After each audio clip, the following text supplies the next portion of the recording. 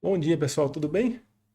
Ontem, no dia 16 de março, o Ministério do Trabalho e Emprego, por meio da Secretaria de Inspeção do Trabalho, publicou esse manual de interpretação e aplicação do capítulo 1.5 da NR1, que trata do gerenciamento dos riscos ocupacionais, E incluíram os fatores de risco psicossociais relacionados ao trabalho, que é o nosso tema de estudo hoje. A ideia aqui é a gente fazer uma leitura comentada do item 17, riscos psicossociais, ponto a ponto por esse, são 13 páginas, vou passar por essas 13 páginas para a gente fazer uma leitura aqui comentada, destacando alguns pontos. Esse manual veio esclarecer alguns pontos, mas alguns pontos ainda estão um pouco obscuros, Mas acredito que esse manual vem ajudar a gente um pouco nisso, Muitas dúvidas acabaram surgindo, como isso vai ser aplicado, muita gente falando muita coisa, muita dúvida, Eu vi, por exemplo, até auditores fiscais do trabalho, um falava que ia ser de um jeito, outro falava que ia ser de outro jeito, então penso que o Ministério do Trabalho e Emprego vem tentando aí sanar algumas dúvidas, ter alguns direcionamentos, eu acredito que esse manual é um avanço para a gente.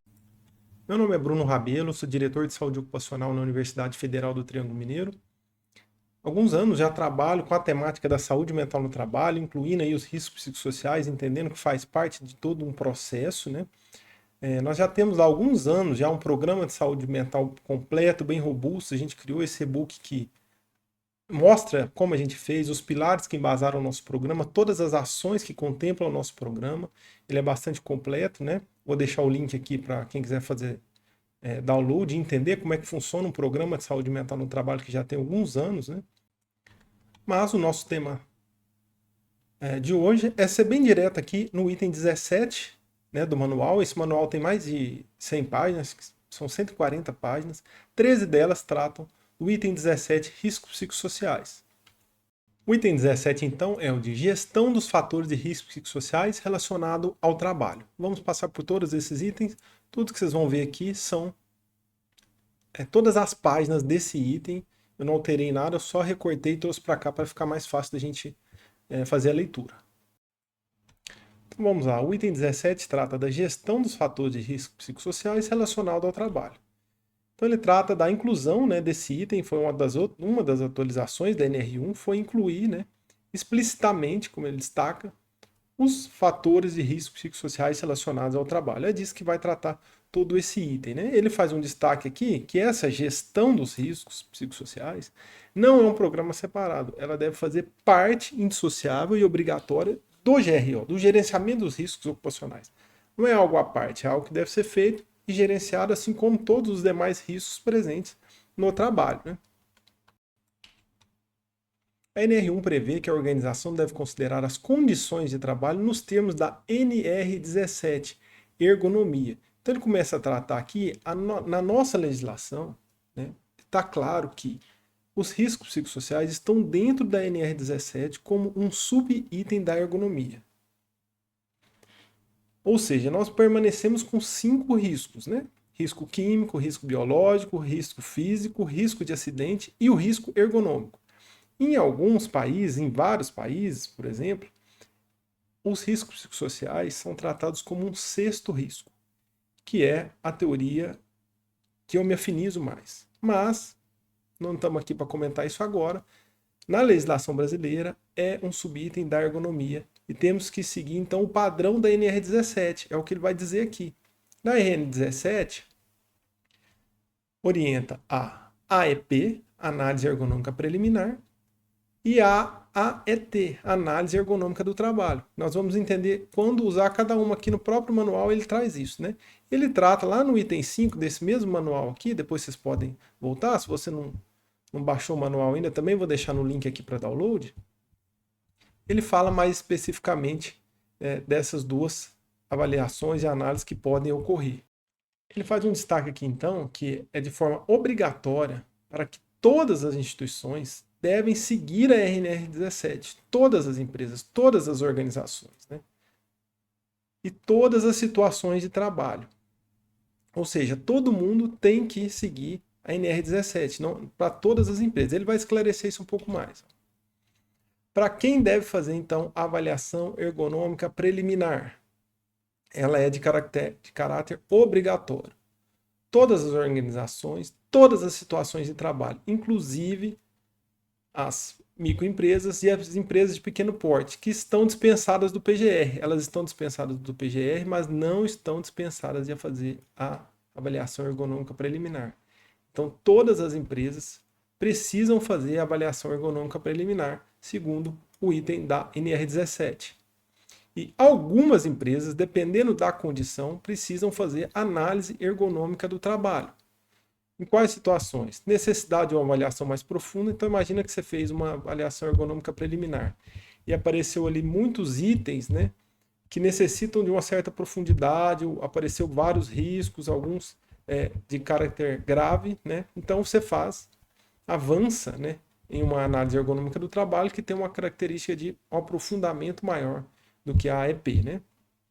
Identificadas inadequações ou insuficiência das ações, né? Pode ser sugerida pelo médico, lá, o coordenador do PCMSO, por exemplo, ou decorrente de análise de acidentes e doenças relacionadas ao trabalho. Então, por exemplo, aquela empresa, por exemplo, que já tem um histórico grave de acidente e doenças relacionadas ao trabalho, precisam fazer a AET. E aí, então, isso passa a se tornar obrigatório para essas empresas, né? Ele continua destacando no texto, então, agora bem destacado. A AEP, avaliação ergonômica preliminar, é sempre obrigatória. Mesmo para organizações dispensadas de elaborar o PGR. Veja, por quê? O GRO, né, que é o gerenciamento dos riscos ocupacionais, ele é obrigatório para todas as empresas, né? Toda empresa que contrata alguém, um funcionário, para trabalhar dentro dessa empresa, ela é obrigada a gerenciar, conhecer os riscos a qual aquele trabalhador pode estar exposto, né? Agora, o PGR ele já é um documento, né? NR1 traz aqui todo o esqueleto dele e nas demais normas os aprofundamentos, como na NR17 que estamos tratando aqui. Então, algumas empresas estão dispensadas do PGR, mas não estão dispensadas da AEP. Ou seja, toda empresa vai ter que pelo menos fazer uma análise, uma avaliação ergonômica preliminar. Item 17.1, planejamento e preparação. Frase muito, muito importante aqui. Antes de iniciar a preparação, é importante verificar o planejamento da organização. Quem faz o planejamento é a própria empresa, referente ao gerenciamento dos riscos ocupacionais e do programa de gerenciamento do risco, no tocante a aspectos estratégicos. Quem monta a estratégia é a empresa. Quem monta os aspectos táticos de como isso vai ser feito é a empresa. E todos os passos preliminares antes de iniciar essas avaliações também é feito pela empresa, né? Isso está um pouco mais aprofundado lá no item 8 desse manual aqui que a gente está lendo. A preparação para a gestão dos fatores de risco psicossociais relacionados ao trabalho deve seguir as mesmas orientações citadas no item 8.4 desse manual, que é a preparação para a implementação de identificação de perigos e riscos. É necessário fazer uma preparação antes de iniciar essa investigação. Como parte desse processo de preparação, deve-se verificar os critérios utilizados no processo de avaliação de risco para severidade, probabilidade, nível de risco e classificação e tomada de decisão. Tudo isso aqui precisa estar, então, no PGR, né? E como é que isso vai ser feito? Bom, aqui a gente já entra num tema de bastante dúvida. Auxílio especializado. Assim como para o gerenciamento dos demais fatores de risco, a organização deve verificar se há necessidade de ajuda especializada. Quando buscar o auxílio? A organização desconhece o tema, não possui experiência com identificação e avaliação dos fatores de risco psicossociais ou necessita de conhecimento técnico específico. Bom, é obrigatório contratar alguém para fazer isso? Não, não é. A organização vai definir se precisa de ajuda especializada, né? Geralmente, ou a empresa tem um SESMIT próprio, ou subcontrata, né, as empresas de SST. Mas, se ela já tiver na base delas pessoas preparadas que conseguem fazer isso, ela pode fazer na própria organização. Agora, se a empresa desconhece o tema, não tem experiência com a identificação e avaliação desses riscos psicossociais, necessita de um conhecimento mais técnico para fazer isso, aí vai necessitar de buscar auxílio fora. E aqui a gente entra, né, uma dificuldade que está aparecendo aí, de que é quem é essa ajuda especializada, né? Porque agora apareceu um monte de especialista aí em NR1, especialista em riscos psicossociais, né? Mas será que eles têm de fato conhecimento técnico específico ou só fizeram, né, um curso aí no Instagram, né? Possui experiência, né? Então isso é que tem que ser avaliado na hora de contratar uma ajuda especializada. A organização pode optar por um time de especialistas que envolva, por exemplo, toda a equipe do SESMIT, se houver dentro da própria empresa, né, ou a terceirizada, outros profissionais especializados. Recomendação: abordagem multidisciplinar. Será, sempre que possível, é recomendável, no contexto do GRO e do PGR, que a implementação desse processo possa ser multidisciplinar e multiprofissional. Quanto mais heterogênea forem os profissionais que participarem dessa etapa, melhor, com mais qualidade vão ser a identificação dos riscos, com mais qualidade vão ser as ações desenvolvidas para mitigar esses riscos, né? Normalmente nós temos envolvido já num PGR, né, o engenheiro técnico de segurança do trabalho, né? Muitas empresas têm o médico do trabalho, né, e a enfermeira do trabalho, mas eu destaco aqui ainda dois profissionais que são fundamentais, né, que eu possuo lá na minha equipe e que fazem um trabalho sensacional, que é o psicólogo, né?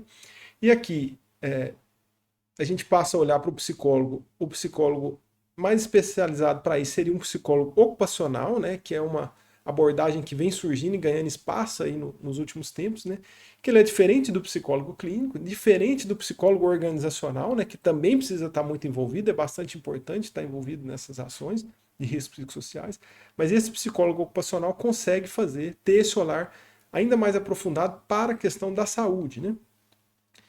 E outro profissional que eu destaco bastante aqui é o assistente social. As empresas que conseguem inserir nesse processo um assistente social, ele consegue amarrar os processos, consegue ver se está todo mundo entendendo, se aquilo ali está fazendo sentido para todo mundo de uma maneira que poucos outros profissionais conhecem. Então, eu acho fundamental. Mas qual a obrigatoriedade? Bom, não temos obrigatoriedade de ser nenhum dos profissionais, não temos obrigatoriedade nenhuma, mas quanto mais heterogêneo, melhor. Seguindo. A definição da estratégia de condução do processo de identificação e avaliação dos riscos psicossociais relacionados fica a cargo da organização. A definição fica a cargo da organização. Isso é muito bom em um certo parâmetro. Agora, se a definição estratégica está por parte da organização, a responsabilidade recai toda sobre a organização também. Então nós temos aqui na legislação e no manual uma certa abrangência, né? Poucas definições de obrigatoriedade como deve ser, por exemplo, quais profissionais devem ter. Bom, não tem uma definição clara sobre quais profissionais precisam fazer parte, né, desse processo. Porém, se ficar mal feito, a responsabilidade é da empresa também, né? Bom, então a definição da estratégia fica por parte dessa empresa, né? E de forma análoga aos processos de identificação e avaliação dos outros fatores ergonômicos, pode-se optar por um caminho ou por uma combinação de estratégias. Bom, então quais são as estratégias, né, que ficam a cargo da empresa definir, da organização? Mas não se esqueça, a definição fica por conta da empresa, mas a responsabilidade de fazer bem feito ou mal feito também recai sobre toda a organização. Então ele traz uma figura com algumas estratégias para a gente, né? Bom, nós temos aqui combinação de estratégias, né? Utilizar uma combinação de estratégias anteriores, adaptar conforme o porte e características da empresa. Bom, isso é óbvio, é bom, né? Porque dependendo do tamanho da empresa, vão ter estratégias aí diferentes, cada um vai ter que se adaptar de uma forma, né, de acordo com a sua realidade, né? Não ter definição também é bom porque abre espaço para adaptação à realidade, né? Nós vivemos um país muito grande, com uma diversidade muito grande, e que cada região tem ali as suas características, né, os seus riscos predominantes, as suas formas de trabalho mais características, né? Bom, oficinas de workshop com auxílio e moderação de profissional. Workshop específico para determinados setores ou atividades e abordagem participativa. Aqui nós estamos falando de uma avaliação qualitativa. Esse aqui é um dos ideais para ser feito, mas é muito trabalhoso e muito caro fazer isso, né? Por exemplo, aqui na minha realidade, eu faço isso para avaliar os riscos psicossociais. Por quê? nós temos três grandes públicos aqui na universidade: os técnicos administrativos, os professores e os trabalhadores da área da saúde no hospital público. Os três estão sob tutela do nosso GRO. Só que são características muito diferentes. Por exemplo, o professor. Quando um professor marca lá, por exemplo, que tem sobrecarga de trabalho, o que ele está querendo dizer? Será que é a mesma coisa que um técnico administrativo está querendo dizer? Será que é a mesma coisa que um profissional que trabalha no hospital público está querendo dizer? São coisas diferentes. Então, aqui a gente criou essas oficinas de workshops específicos, de modo de ir escutar e aprofundar nos temas para entender cada vez melhor, com mais qualidade, o que é que está querendo dizer. Outro item que ele cita aqui é o fator da observação da atividade do trabalho. Ele fez um destaque aqui, tá? Um destaque próprio aí, né, do documento, né? Não fui eu que fiz esse destaque aqui, né? Falando que a observação direta das condições de trabalho, diálogo com o trabalhador e a análise do trabalho real são necessárias, né? Daqui a pouco ele vai falar um pouco aqui aprofundar nessa parte. Mas o que a gente pode destacar aqui, né? Que eu estou vendo muitas soluções aí que são checklists online, né? Que a empresa vem de fora, aplica aquilo pela internet, não conhece o trabalho não foi observado e essas observações não são incluídas no PGR, por exemplo, numa análise ergonômica do trabalho. Então fica muito, né? Isso aqui é essencial também para um bom gerenciamento de riscos ocupacionais. Pesquisas padronizadas, a utilização de instrumentos validados, disponíveis em nível internacional e nacional, aplicação a grupos ou setores específicos. Claro que dependendo da empresa, nós vamos ter que usar pesquisas padronizadas. Eu também usei isso aqui, porque eu tenho mais de 2.000 trabalhadores. Como é que eu vou escutar todo mundo? É muito difícil, então a gente escuta por grupos, escuta de uma maneira um pouco mais coletiva, mas aqui a gente está falando mais de um trabalho quantitativo e aqui mais de um trabalho qualitativo. A estratégia também deve ser adequada às condições gerais da organização, como, por exemplo, a dimensão da empresa, são essas realidades diversas que a gente conhece, né? A estratégia vai estar alinhada a isso. Se for uma empresa de grande porte, com centenas ou milhares de empregados, provavelmente é mais adequado trabalhar com uma pesquisa ou questionário, que possa abranger todos os setores trabalhadores numa condição de diferentes estratégias. Falamos sobre isso já. Já para uma empresa pequena, com poucos trabalhadores, pode ser adotada a estratégia para trabalhar com oficina ou workshop, ou com observação da atividade do trabalho, sempre com uma abordagem participativa.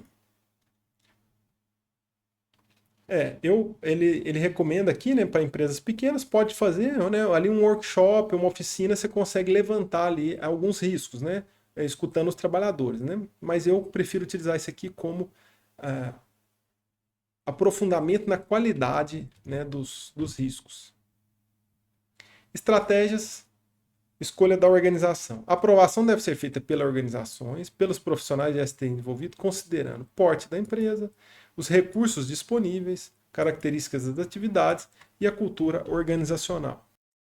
Seguindo. Ferramentas ou metodologias de avaliações específicas. Por meio da análise ergonômica preliminar, avaliação de riscos decorrentes dos fatores ergonômicos, incluindo aí os riscos psicossociais, pode ser realizada de forma qualitativa e participativa, ou seja, incluída no processo geral de identificação dos perigos, avaliação de riscos e adoção de medidas de prevenção. Pode ser feita então assim, né? Portanto, não é obrigatória a utilização de uma metodologia ou ferramenta específica para avaliação dos riscos, né? Bom, ele deixa aberto, obviamente é muito difícil ter uma ferramenta específica para todas as realidades de trabalho do nosso país, né? Então ele não é obrigatório nenhuma específica, né? No entanto, ele destaca aqui embaixo, se a organização optar em utilizar uma dessas ferramentas específicas, essa definição deve ser feita pela própria organização em conjunto com os profissionais de SST. Alguns pontos são essenciais para um adequado diagnóstico. É necessário criar um ambiente de confiança em que um trabalhador se sinta à vontade para trazer questões reais afetando sua atividade do trabalho. Isso aqui é fundamental. Sem isso aqui, qualquer avaliação vai ficar muito sem critério, não vai trazer a realidade.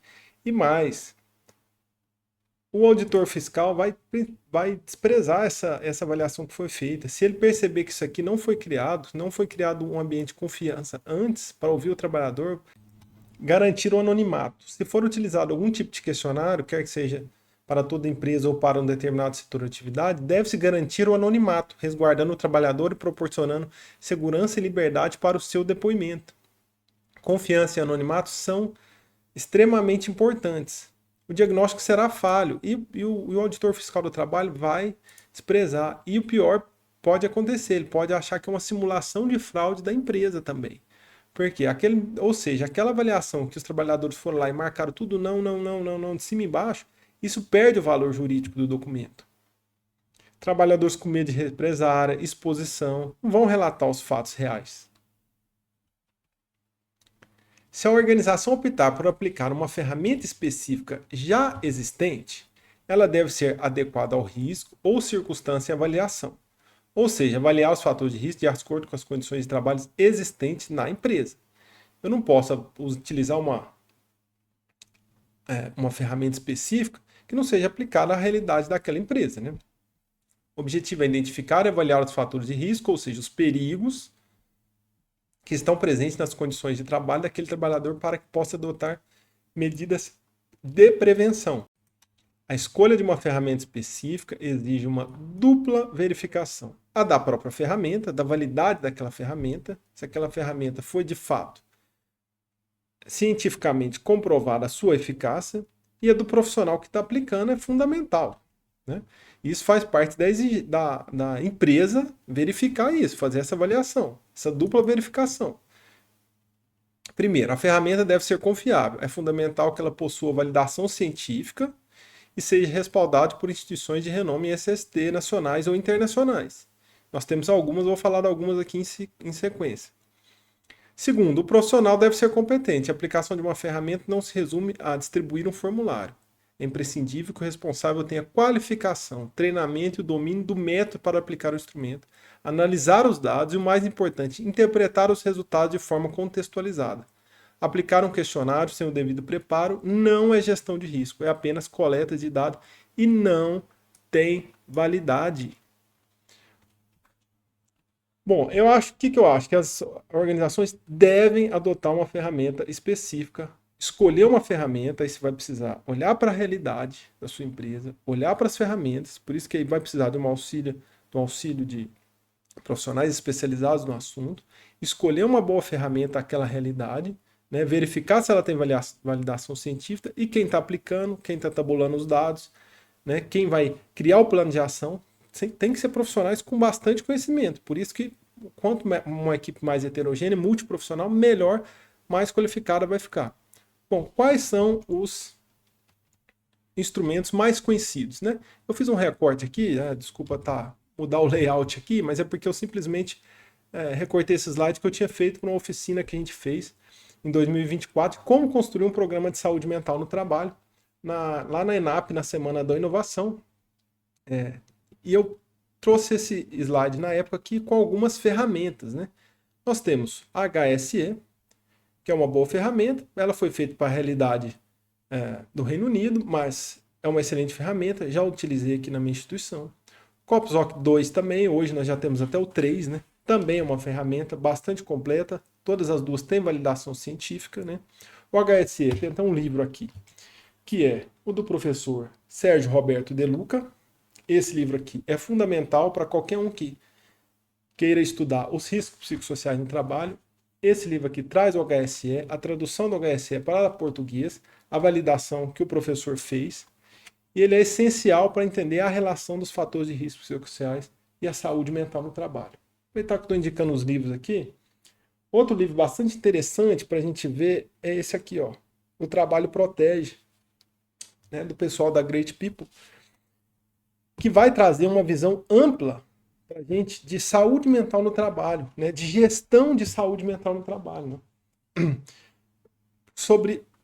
com base na cultura, né, segundo os autores aqui, saúde mental no trabalho é cultura organizacional, né, é uma coisa só. Um outro livro que eu gosto muito que a gente pode entender, principalmente as questões de saúde mental, estresse no trabalho, é o livro de Burnout do professor Marcos Mendanha, né? O que ninguém te contou sobre o burnout, né? Apesar dele ser um livro bastante teórico, né, sobre o burnout, ele traz uma correlação com os ambientes de trabalho muito boa para a gente entender tudo isso. Tem vários outros livros aqui de saúde mental no trabalho e riscos psicossociais, mas não é a hora. Vamos voltar aqui para o nosso slide, né? Então, são alguns. Por exemplo, a gente tem o JSQ e o ERI, que são também duas ferramentas muito boas, né? Eu conheci que quem falou dessas duas aqui para mim uma vez foi numa palestra que eu assisti do professor Fernando Aquio, né? Uma das referências em saúde mental no trabalho aí, em saúde ocupacional, né? Um médico bastante excelente. Ele falou que aplicava essas duas aqui em conjunto na empresa onde ele trabalha. Então nós vamos precisar entender para a nossa realidade, aí vou ter que conhecer todas as ferramentas, existem outras inclusive, qual é a melhor. Aqui no meu contexto eu já apliquei essas duas, em momentos diferentes, em situações diferentes, né, em ambientes diferentes. Mas nós temos que ver, por exemplo, o Copzoc, ela é uma ferramenta bastante grande, apesar dela ter versão curta, média e longa, ela é bastante extensa, né, o que pode comprometer, inclusive, se não souber aplicar, se não for muito bem aplicado, né, os seus valores, né. O HSE, por exemplo, ele tem a sua fase qualitativa, e se você quiser, você pode aprofundar na fase qualitativa com os grupos focais, que são aqueles workshops que a gente estava falando alguns slides atrás, né. Então são algumas ferramentas. Eu recomendo que faça uma escolha de uma ferramenta validada cientificamente, reconhecida nacionalmente e internacionalmente, que se adeque mais à sua realidade, né. Bom, mas vamos voltar aqui para o nosso texto. Implementação da identificação dos perigos e avaliação dos riscos. A implementação do processo de identificação de perigos e avaliação dos riscos deve ser realizada por meio da AEP, nós já falamos, sempre obrigatória, e da ET nas situações previstas, né? Participação, isso aqui é fundamental. Viabilizar a participação do trabalhador em todas as etapas do processo, conforme o item. Não há identificação de perigos e avaliação de riscos válida referente aos fatores de risco relacionados ao trabalho sem a voz do trabalhador. Isso aqui vai ser verificado em todas as etapas. Então não adianta a gente fazer aquele documento para inglês ver, porque o auditor fiscal do trabalho vai chegar na empresa e vai olhar de cara isso aqui, como o trabalhador participou. Então precisa incluir os trabalhadores em todas as participações, né? Quem sabe então montar até uma comissão, né, que tenha representantes de vários setores aí que possam estar participando disso, para que possam ser aí ouvidos também, né? Nesse processo da EP, a organização vai descrever características do trabalho nas diferentes atividades, áreas e postos de trabalho, considerando a atividade que está sendo efetivamente realizada, ou seja, o trabalho real. E aqui ele faz a distinção entre o trabalho prescrito e o trabalho real. O trabalho prescrito é aquele que está definido nos procedimentos, nas instruções, nos documentos, né? Está lá na descrição de cargos e função. O trabalho real é aquele que efetivamente acontece no dia a dia, incluindo as alterações, improvisações, situações não previstas, né, nas descrições que a gente realiza. Para fazer uma boa identificação dos perigos, a avaliação de risco deve ser feita pelo trabalho real. Não adianta a gente olhar para os cargos e descrições e achar que ali a gente vai conseguir identificar os fatores de risco. Não vai. Ou seja, a gente volta lá atrás na observação do trabalho, na participação do trabalhador. É fundamental para a gente criar, de fato, um documento robusto que traga a realidade, né? A fonte dos riscos relacionados ao trabalho não está no indivíduo, mas sim na organização do trabalho. Deficiência nos projetos das tarefas, na gestão das pessoas, nos processos organizacionais são verdadeiras causas raízes dos riscos. Os riscos psicossociais relacionados ao trabalho decorrem do problema na concepção, na organização e na gestão do trabalho, né? Podendo gerar vários efeitos à saúde do trabalhador em nível psicológico, físico, emocional, como, por exemplo, desencadeamento ou agravamento de estresse no trabalho, esgotamento, distúrbios ortomoleculares, né? As LER e as DORDs aí, né? Depressão, entre outros, né? Portanto, a análise da organização do trabalho é o ponto de partida obrigatório para a identificação dos perigos psicossociais. Nós vamos olhar para o trabalho. Falar de risco psicossocial, saúde mental no trabalho, não é falar de indivíduos. É falar do fenômeno que acontece. Porque assim, A gente não pode querer reduzir também muito os riscos psicossociais, porque nós estamos falando aqui de um fenômeno psicossocial. De um lado tem os trabalhadores e de outro lado o trabalho. Nesse encontro gera esse fenômeno psicossocial que vão trazer respostas únicas para cada ambiente de trabalho, para cada organização. E é para esse fenômeno que a gente tem que olhar e ver como isso está se comportando. Conforme mencionado na NR17, dispôs que as condições de trabalho devem ser adaptadas às características psicofisiológicas dos trabalhadores, de modo a proporcionar conforto, segurança, saúde, desempenho e eficiência de trabalho. E entre as condições de trabalho inclui a organização do trabalho. Para fins de conceito, a organização do trabalho é a forma como as tarefas e atividades são estruturadas, distribuídas, coordenadas dentro do ambiente de trabalho. Ele traz uma charge aqui interessante para a gente ver, né? Trazendo esse conceito de organização do trabalho. Né? É a forma como as tarefas e atividades são estruturadas, distribuídas e coordenadas dentro do ambiente de trabalho. O que ela envolve? Definição de funções, responsabilidades, hierarquias, processos de comunicação e outros elementos que direcionam a realização das atividades no trabalho. Ou seja, se essas coisas aqui não estiverem muito organizadas, temos aqui talvez uma fonte, né, de risco, né, de um perigo relacionado aos riscos psicossociais. A organização do trabalho inclui a divisão do trabalho, o conteúdo da tarefa, o sistema hierárquico, a modalidade de comando, as relações de poder. Traz um conceito aqui do de jure, né? É engraçado, né? Porque o de jure esteve no Brasil no ano passado e falou que a forma como estamos fazendo aqui, avaliando os riscos psicossociais, não vai dar certo, assim como não deu certo lá quando foi implementado na França, né? De onde ele vem, né? Mas é um papo para outra hora, eu concordo com ele, mas não é o momento agora.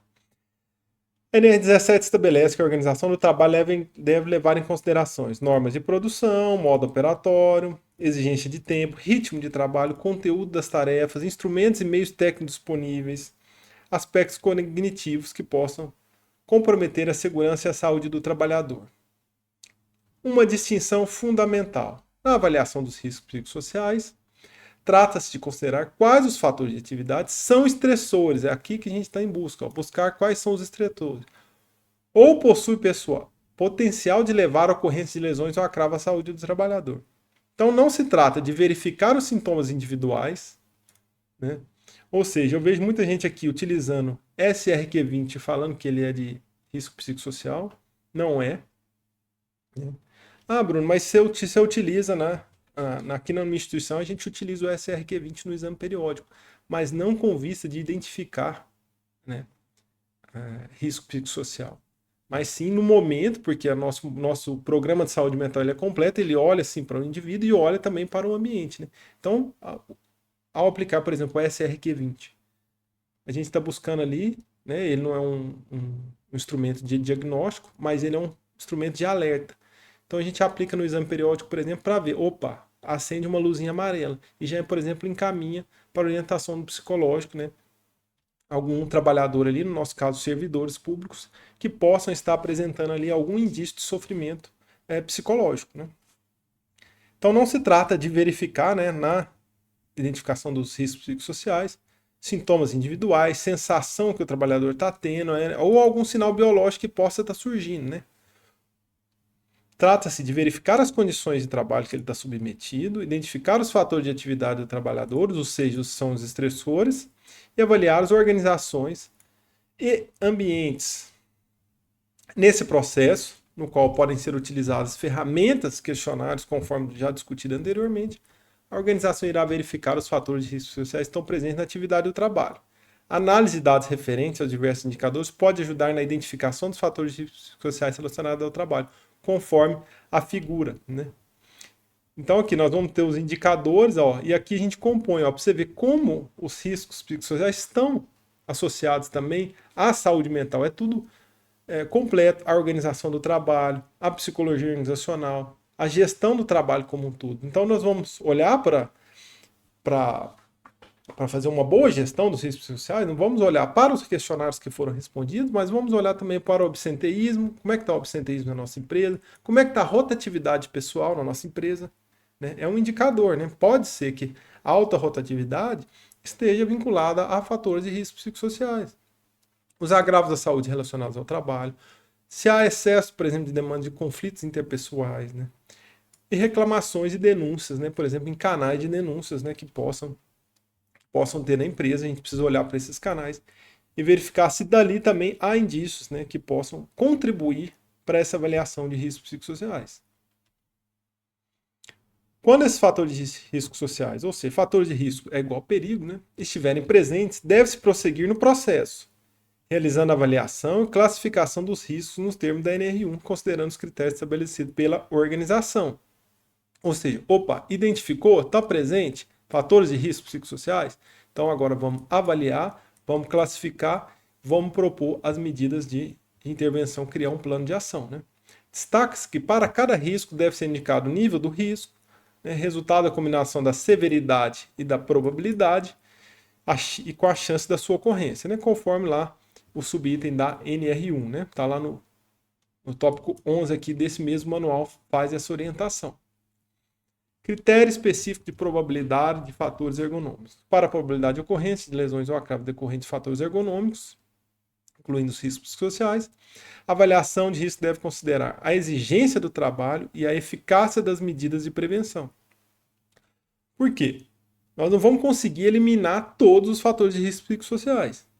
Porém, há medidas de prevenção que podem ser dotado, conhecer ali os limites do trabalho, conhecer aquele trabalho, estabelecer medidas preventivas, né, para que aquilo não se transforme, né, por exemplo, num adoecimento decorrente do trabalho. Né.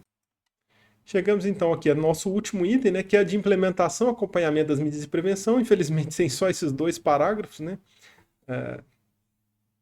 talvez seja uma das coisas que as pessoas mais têm dúvida, né, porque eu acho que já está claro que isso está incluído lá no PGR, né, algumas dúvidas de um modo geral, mas aqui ficou um pouco escasso, né? Ele vai citar aqui embaixo o guia de informações sobre os fatores psicossociais, publicado no ano passado, mas também não tem lá grandes coisas, né? O item 18, por exemplo, aqui são exemplos de riscos, né? Mas não trouxe os riscos psicossociais, né? Então, se encerra aqui esse manual, né? Que uma vez concluído esse diagnóstico, né? Então, vamos fazer primeiro o diagnóstico, levantar aí, né? Identificando os riscos e classificando, a organização deve avançar para a fase de ação. Né? As medidas de prevenção necessárias devem ser definidas e incluídas no plano de ação do PGR. Né? Então, nós precisamos ter, né, um momento de identificação, classificação e avaliação, e depois transformar isso no plano de ação e, claro, executar esse plano de ação. E essa aqui, para mim, é a parte mais difícil que tem. Tá? Identificar e avaliar é muito fácil. Agora, colocar em prática e mudar a realidade do dia a dia do trabalho, isso é um trabalho muito difícil. Portanto, tem que envolver a gestão, os trabalhadores, né, em uma intenção de fato de alterar, mudar os ambientes de trabalho. Né? Então é isso. Né? Se vocês quiserem ver, por exemplo, o meu plano de ação, está lá no programa de saúde mental aqui da UFTM, tem várias ações lá de um plano de ação que vocês podem dar uma olhada lá também. Certo? Vou ficando por aqui, agradeço aí quem ficou até o final. Né? Você pode fazer algum comentário nesse vídeo aqui, mas o canal mais fácil para falar comigo é lá no LinkedIn, você pode procurar aqui Bruno Rabelo, vou deixar o link aqui abaixo nesse vídeo também. Muito obrigado.